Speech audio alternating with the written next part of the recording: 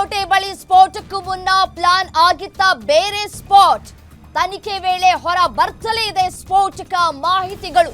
ದೆಹಲಿಯ Connaught place ಬಳಿ ಮೊದಲು ಪ್ಲಾನ್ ಮಾಡಿರುವಂತಹ ಮಾಹಿತಿ ಸಿಗ್ತಾ ಇದೆ.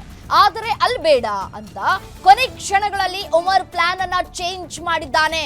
ಅಲ್ಲಿಂದ ಹೊರಟು ಮತ್ತೆ ಕೆಂಪುಕೋಟೆ ಬಳಿ ಬಂದಿದ್ದಂತಹ ಉಮರ್ ಅಲ್ಲಿ ಜನರು ಹೆಚ್ಚಾಗಿದ್ದ ಕಾರಣಕ್ಕೆ ಅಲ್ಲೇ ಉಮರ್ನಿಂದ ಆತ್ಮಾಹುತಿ ದಾಳಿಯಾಗಿದೆ.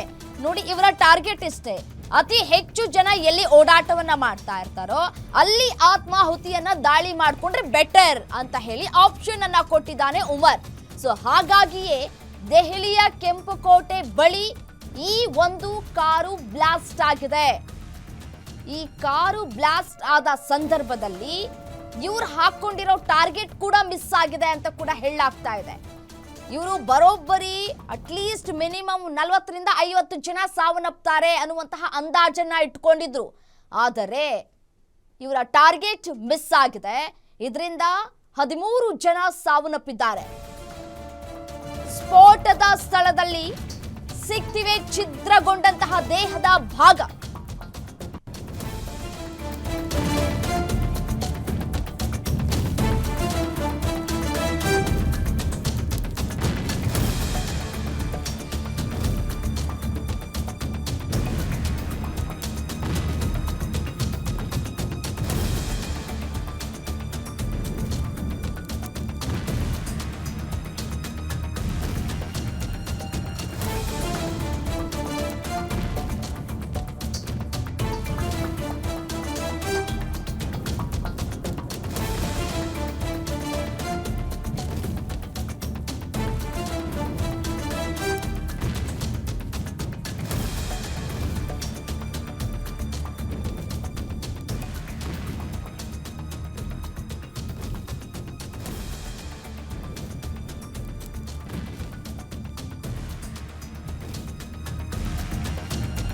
ಅಲ್ ಫಲಾಹ್ ವಿವಿ ಸಮೀಪವೇ ನಡೆದಿತ್ತು ಉಗ್ರರ ಮೀಟಿಂಗ್ ಅನ್ನೋದು ಗೊತ್ತಾಗ್ತಾ ಇದೆ. ಬಾಲಕರ ಹಾಸ್ಟೆಲ್ನಲ್ಲಿ ಸಭೆಯನ್ನ ಸೇರ್ತಾ ಇದ್ದಂತಹ ಶಂಕಿತ ಉಗ್ರರು.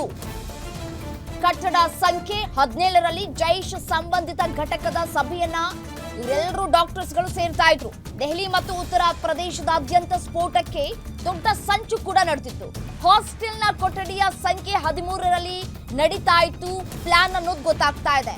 ಮುಜಾಮಿಲ್ ಇದ್ದ ಇದೇ ರೂಮ್ ನಲ್ಲಿ ಸಂಚನ್ನ ರೂಪಿಸ್ತಾ ಇದ್ರು ಅನ್ನುವಂತಹ ಮಾಹಿತಿ ಸಿಗ್ತಾ ಇದೆ ಎನ್ಐಎ ಅಧಿಕಾರಿಗಳ ತನಿಖೆಯ ಸಂದರ್ಭದಲ್ಲಿ. ನೋಡಿ, 2023ರಲ್ಲಿ ಕೆಲಸದಿಂದ ಕಿತ್ತು ಈ ಜಮ್ಮು ಕಾಶ್ಮೀರದಲ್ಲಿ ಮನೆ ಕಳಿಸಿದ್ರು. ಯಾಕೆ ಅಂದ್ರೆ ಉಗ್ರರ ಲಿಂಕ್ ಇದೆ ಅನ್ನೋ ಒಂದೇ ಒಂದು ಕಾರಣಕ್ಕೆ. ಸೊ ಉಗ್ರರ ಲಿಂಕ್ ಇದೆ ಅನ್ನೋದು ಕೂಡ ಗೊತ್ತಿದ್ದು ಅಲ್ ಫಲಾಹ್ ವಿವಿ ಕೆಲಸವನ್ನ ಕೂಡ ಕೊಟ್ಟಿದೆ. ಯಾಕೆ ಕೊಡ್ತು? ಹಾಗಿದ್ರೆ ಈ ಒಂದು ವಿವಿ ಅವರ ಹಿನ್ನೆಲೆ ಏನು, ಅವರು ಹೇಗೆ ಬಂದರು ಅನ್ನೋದನ್ನು ಎಲ್ಲವನ್ನೂ ಕೂಡ ಪರೀಕ್ಷೆ ಮಾಡಬೇಕಲ್ವಾ? ಅವರ ಬ್ಯಾಕ್ಗ್ರೌಂಡ್ ವೆರಿಫಿಕೇಶನ್ ಮಾಡಬೇಕಾಗಿತ್ತು ವಿವಿ ಅವರು. ಯಾಕೆ ಮಾಡಲಿಲ್ಲ? ಅಲ್ಲಿಗೆ ಮ್ಯಾನೇಜ್ಮೆಂಟ್ ಪಾತ್ರ ಎಂಥದ್ದು ಅನ್ನುವಂತಹ ಪ್ರಶ್ನೆಯಲ್ಲಿ ಕಾಡ್ತಾ ಇದೆ. ಇವರನ್ನ ಸೇರಿಸ್ಕೊಳ್ಳೋದಕ್ಕೆ ಫಂಡ್ ಎಂಥದ್ದು, ಎಲ್ಲಿಂದ ಹರಿದು ಬಂತು ಫಂಡ್ ಅನ್ನುವಂತಹ ಪ್ರಶ್ನೆ ಈಗ ಕಾಡ್ತಾ ಇದೆ. ಪ್ರತಿಯೊಬ್ಬರನ್ನು ಕೂಡ ಇದೀಗ ದೊಡ್ಡ ಹುದ್ದೆಗೆ ಸೇರಿಸ್ಕೊಳ್ಬೇಕು ಅಂತ ಅಂದ್ರೆ ಮ್ಯಾನೇಜ್ಮೆಂಟ್ ಪಾತ್ರ ಬಹಳ ದೊಡ್ಡದಾಗಿರುತ್ತೆ. ಬಹಳ ದೊಡ್ಡ ವಿವಿ ಕೂಡ ಹೌದು, ಸಣ್ಣ ಪುಟ್ಟ ವಿವಿ ಅಂತೂ ಅಲ್ವೇ ಅಲ್ಲ. ಆ ಒಂದು ವಿವಿಯನ್ನ ಗಮನಿಸಿದ್ರೆ ಗೊತ್ತಾಗುತ್ತೆ ಎಷ್ಟು ದೊಡ್ಡ ವಿವಿ ಅದು ಅಂತ ಹೇಳಿ.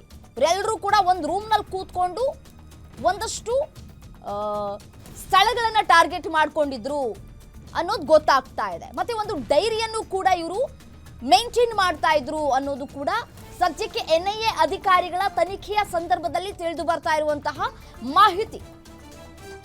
ಇದೇ ವಿಚಾರಕ್ಕೆ ಸಂಬಂಧಪಟ್ಟಂತೆ ಮತ್ತಷ್ಟು ಡೀಟೇಲ್ಸ್ ಕೊಡ್ತಾ ಹೋಗ್ತಾರೆ ಡಿಜಿಟಲ್ ಎಡಿಟರ್ ದಿಲೀಪ್ ದೂರವಾಣಿ ಸಂಪರ್ಕದಲ್ಲಿದ್ದಾರೆ. ದಿಲೀಪ್, ಈ ಉಮರ್ ಈ ಬ್ಲಾಸ್ಟ್ ಮಾಡೋದಕ್ಕೂ ಮುಂಚೆ ಸಾಕಷ್ಟು ಕಡೆ ಓಡಾಟವನ್ನ ಮಾಡಿದ್ದ, ಸಾಕಷ್ಟು ಪ್ರೀ ಪ್ಲಾನ್ ಮಾಡಿದ್ರು, ಬೇರೆ ಬೇರೆ ಭಾಗವನ್ನ ಇವರು ಟಾರ್ಗೆಟ್ ಮಾಡ್ಕೊಂಡಿದ್ರು ಅನ್ನೋದು ಗೊತ್ತಾಗ್ತಾ ಇದೆ. ಇವರ ಅಜೆಂಡಾ ಏನಾಗಿತ್ತು, ಯಾವ್ಯಾವ ಭಾಗವನ್ನ ಟಾರ್ಗೆಟ್ ಮಾಡ್ಕೊಂಡಿದ್ರು, ಯಾಕೆ ಗಾಬರಿಯಾಗಿ 10ನೇ ತಾರೀಕೆ ಈ ಕೆಂಪುಕೋಟೆಯನ್ನ ಟಾರ್ಗೆಟ್ ಮಾಡ್ಕೊಂಡಿದ್ರು, ವಿವಿಯ ಪಾತ್ರವೇನು ಇದರಲ್ಲಿ ಅಂತ? ಅಂದ್ರೆ ನಿನ್ನೆ ಅಷ್ಟೇ ವಿವಿಯ ಒಂದು ಸ್ಪಷ್ಟನೆ ಹೊರಬಿದ್ದಿತ್ತು. ಅಲ್ ಫಲಾಹ್ ಯೂನಿವರ್ಸಿಟಿ ಏನು ಹರಿಯಾಣದ ಫರೀದಾಬಾದ್ ನಲ್ಲಿದೆ, ಅಲ್ಫಲಾ ವಿವಿ ನೀಡಿದ ಮಾಹಿತಿಯ ಪ್ರಕಾರ, ಆಡಳಿತ ಮಂಡಳಿಯ ಮಾಹಿತಿಯ ಪ್ರಕಾರ, ನಾವು ನಮ್ಮ ವಿಶ್ವವಿದ್ಯಾಲಯದಲ್ಲಿ ಯಾವುದೇ ರೀತಿಯ ಈ ಭಯೋತ್ಪಾದಕ ಚಟುವಟಿಕೆಗೆ ಆಸ್ಪದ ಕೊಟ್ಟಿರಲಿಲ್ಲ ಅಂತ. ಸಹಜವಾಗಿ ಯಾವುದೇ ಒಂದು ಶಿಕ್ಷಣ ಸಂಸ್ಥೆ ಅದೇ ರೀತಿಯ ಪ್ರಶ್ನೆಯನ್ನ ಕೊಡುತ್ತೆ. ಆದ್ರೆ ಪೊಲೀಸರ ತನಿಖೆ ವೇಳೆ ಸಿಗ್ತಿರೋ ಮಾಹಿತಿಗಳು ಮಾತ್ರ ಸಂಪೂರ್ಣ ಉಲ್ಟಾ ಆಗಿದೆ. ಏನಂದ್ರೆ ವಿವಿಯ ಲ್ಯಾಬ್ ನಲ್ಲಿ ಕೇವಲ ರಾಸಾಯನಿಕಗಳ ಪರೀಕ್ಷೆ ಮಾತ್ರ ಅಲ್ಲ, ವಿವಿಯ ಹಾಸ್ಟೆಲ್ಗಳಲ್ಲಿ, ವಿಶ್ವವಿದ್ಯಾಲಯದ ಹಾಸ್ಟೆಲ್ ನಲ್ಲಿ, ಅದು ಕೂಡ ಕೊಠಡಿ ಸಂಖ್ಯೆ ಸಮೇತ ಮಾಹಿತಿ ಹೊರಬಿದ್ದಿದೆ. ಯಾವ ಕಟ್ಟಡದಲ್ಲಿ ನಡೀತಿತ್ತು, ಯಾವ ಕೊಠಡಿನಲ್ಲಿ ಸಭೆ ನಡೀತಿತ್ತು ಅಂತ. ಈ ರೀತಿಯಾದಂತ ಒಂದು ಘಟನೆಗಳೆಲ್ಲ ನಡೀತಿದ್ರು, ಅದು ವಿವಿ ಆಡಳಿತ ಮಂಡಳಿ ಗಮನಕ್ಕೆ ಬಂದಿರಲಿಲ್ವಾ ಅನ್ನೋದು ನಿಜಕ್ಕೂ ಶಾಕಿಂಗ್ ಸಂಗತಿ. ಅದು ಕೂಡ ಇಡೀ ದೇಶವನ್ನ ಬೆಚ್ಚಿ ಬೀಳಿಸಿದಂತ ಒಂದು ಭಯೋತ್ಪಾದಕ ಕೃತ್ಯಕ್ಕೆ ಕೈ ಹಾಕೋದಕ್ಕೆ ವಿಶ್ವವಿದ್ಯಾಲಯದಲ್ಲಿ ಎಲ್ಲಿ ಶಿಕ್ಷಣ ಪಡಿಬೇಕಾಗಿತ್ತೋ, ವೈದ್ಯರಾಗಬೇಕಾಗಿತ್ತೋ ಆ ಶಿಕ್ಷಣ ಸಂಸ್ಥೆನಲ್ಲೇನೆ ಇವರು ಈ ಒಂದು ಸಂಪೂರ್ಣ ಸಭೆಗಳನ್ನ ಮಾಡಿ, ಪ್ಲಾನ್ ಮಾಡಿ, ಜೊತೆಗೆ ರಾಸಾಯನಿಕಗಳನ್ನ ಸಂಗ್ರಹ ಮಾಡಿ, ಆ ರಾಸಾಯನಿಕಗಳನ್ನ ಸೂಕ್ತ ಸ್ಥಳಗಳಿಗೆ ರವಾನೆ ಮಾಡುವಂತಹ ಕೆಲಸವನ್ನ ಮಾಡಿದ್ರು. ಸಂಪೂರ್ಣ ಏನೊಂದು ತಮ್ಮ ಭಯೋತ್ಪಾದಕ ಚಟುವಟಿಕೆ ಪ್ಲಾನ್ ಇತ್ತು, ಅದೆಲ್ಲದರದ ಒಂದು ಕೇಂದ್ರ ಬಿಂದು ಈ ಅಲ್ಫಲಾ ಯೂನಿವರ್ಸಿಟಿ ಆಗಿತ್ತು. ಈ ವಿಶ್ವವಿದ್ಯಾಲಯದಲ್ಲಿ ಇವರು ಏನೊಂದು ಬಾಂಬ್ ತಯಾರಿಕೆ ಮಾಡಿ, ಸಂಪೂರ್ಣ ಪ್ಲಾನ್ ಎಲ್ಲ ಮಾಡಿ, ಸಭೆನೆಲ್ಲ ಮುಕ್ತಾಯ ಮಾಡಿದ ಬಳಿಕ ಅವರ ಒಂದು ಟಾರ್ಗೆಟ್ ಇದ್ದಿದ್ದು ದಿಲ್ಲಿಯ ಹಲವು ಪ್ರಮುಖ ಸ್ಥಳಗಳು. ಅದು ಕೂಡ ಏನೊಂದು ಬಾಬ್ರಿ ಮಸೀದಿ ಧ್ವಂಸ ಆಗಿತ್ತು. ಆ ಧ್ವಂಸ ಆಗಿದ್ದ ದಿನವೇ ಅಯೋಧ್ಯೆಯಲ್ಲಿ ಒಂದು ವಿಧ್ವಂಸಕ ಕೃತ್ಯ ಎಸಗಬೇಕು. ಅಯೋಧ್ಯೆಯಲ್ಲಿ ಏನು ನೂತನವಾಗಿ ರಾಮ ಮಂದಿರ ನಿರ್ಮಾಣ ಆಗಿದೆ, ಆ ರಾಮ ಮಂದಿರವನ್ನ ಟಾರ್ಗೆಟ್ ಮಾಡಿ ಗುರಿಯಾಗಿಸಬೇಕು ಅನ್ನೋದು ಉಗ್ರ ಸಂಚಾಗಿತ್ತು. ಕೇವಲ ಉತ್ತರ ಪ್ರದೇಶದ ಅಯೋಧ್ಯೆಯಲ್ಲಿರೋ ರಾಮ ಮಂದಿರ ಮಾತ್ರ ಅಲ್ಲ, ದೆಹಲಿಯ ಕೆಂಪುಕೋಟೆ ಇರ್ಬೋದು, ಇಂಡಿಯಾ ಗೇಟ್ ಇರ್ಬೋದು, ಕಾನ್ಸ್ಟಿಟ್ಯೂಷನ್ ಕ್ಲಬ್ ಇರ್ಬೋದು, ಏನೊಂದು ನಾವು ಪ್ರಜಾಪ್ರಭುತ್ವದ ಒಂದು ಹೆಮ್ಮೆ ಅಂತ ಕರಿತೀವಿ, ಆ ಕಾನ್ಸ್ಟಿಟ್ಯೂಷನ್ ಕ್ಲಬ್ ನ ಕೂಡ ಗುರಿ ಮಾಡಿಸಿದ್ರು.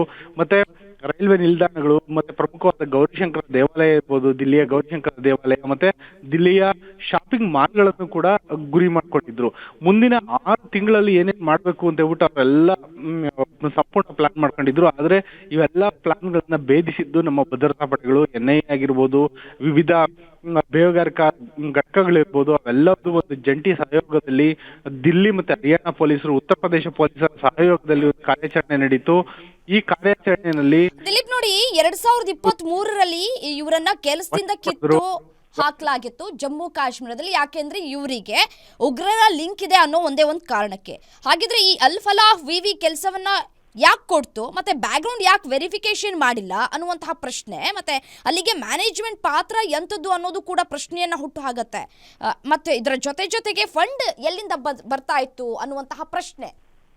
ಖಂಡಿತ ಏನಂದ್ರೆ ಈ ಒಂದು ಪ್ರಕರಣಕ್ಕೆ ಸಂಬಂಧಪಟ್ಟಕ್ಕೆ ಏನೊಂದು ಶಾಹೀನ್ ಅಂತ ಏನು ಬಂಧಿತರಾಗಿದ್ದಾಳೆ, ಮಹಿಳಾ ಉಗ್ರಗಾಮಿ, ಆಕೆಗೆ ಜೈಷೆ ಮೊಹಮ್ಮದ್ ಸಂಘಟನೆ ಜೊತೆ ಸಂಪರ್ಕ ಇದ್ದು ಅಂತ ಕಾರಣಕ್ಕೆ ಆ ಸಂಘಟನೆಯಿಂದಲೇ ಹಣಕಾಸಿನ ನೆರವು ಹರಿದು ಬಂದಿರಬಹುದು. ಜೊತೆಯಲ್ಲೇ ಈ ಒಂದು ಬಾಂಬ್ ತಯಾರಿಕೆಯ ಒಂದು ತಾಂತ್ರಿಕ ನೆರವು ಕೂಡ ಅಲ್ಲಿಂದನೇ ಹರಿದು ಬಂದಿರಬಹುದು ಅಂತ ಮಾಹಿತಿ ಇದೆ. ಸದ್ಯದ ಮಟ್ಟಿಗೆ ಹೇಳೋದಾದ್ರೆ ಅಲ್ಫಲಾ ಯೂನಿವರ್ಸಿಟಿ ಏನಿದೆ, ಆ ಯೂನಿವರ್ಸಿಟಿಯ ಆಡಳಿತ ಮಂಡಳಿ ಅಥವಾ ಆ ಯೂನಿವರ್ಸಿಟಿಯ ಯಾರಾದ್ರೂ ಪ್ರಮುಖರ ಪಾತ್ರ ಇದೆಯಾ ಅನ್ನೋದು ತನಿಖೆ ವೇಳೆ ತಿಳಿದು ಬಂದಿಲ್ಲ.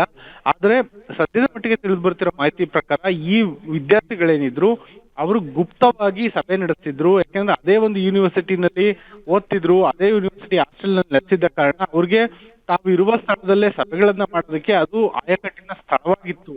ಈ ಸ್ಥಳವನ್ನ ಬಳಕೆ ಮಾಡ್ಕೊಂಡಿದ್ರು. ಆದ್ರೆ ಈ ಸ್ಥಳವನ್ನ ಮುನ್ನಡೆಸಿದ್ದಂತ ಆಡಳಿತ ಮಂಡಳಿ ಪಾತ್ರ ಇದೆಯೋ ಇಲ್ವೋ ಅನ್ನೋದು ತನಿಖೆನಲ್ಲಿ ಗೊತ್ತಾಗಿಲ್ಲ.